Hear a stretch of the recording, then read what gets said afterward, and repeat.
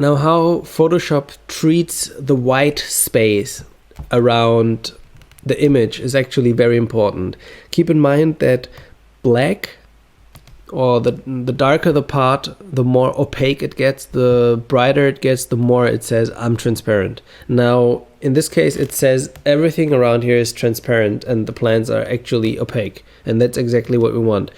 So the interesting thing here is that Photoshop tries to frame the parts that are actually dark. So if Photoshop notices, hey, like all the stuff around here is actually transparent, I can make the brush start here. So let's, for example, scale this down.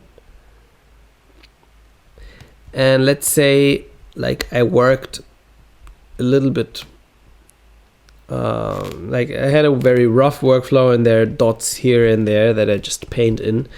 And I say, okay, let just make me the brush from that. So I'm starting to make my first preset here. I'm saying define brush preset. And we see like how little the actual plant is here. It's because there are different spots that are actually saying, okay, there's still content here.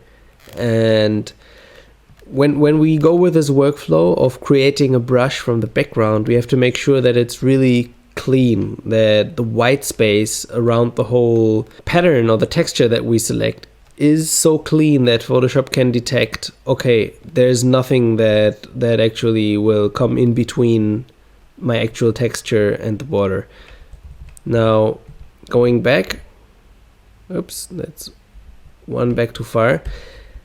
Not having these dots on the side, and now I have nothing selected. I removed my selection. This is just the background layer, and I create a brush preset. We see that Photoshop automatically cut out all the white spaces on the sides.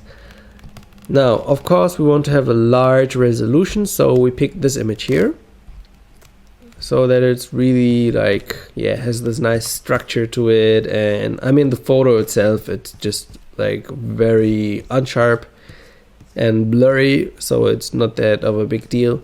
But we want texture. You can of course use like a very sharp picture or a sharp image, which is not always a good thing. I found out it can blend nicer into your image if you use a photo that is actually rough or blurry or has a bit more noise or something, like an organic feeling to it, so it blends better with your painting. But it's also a matter of taste. So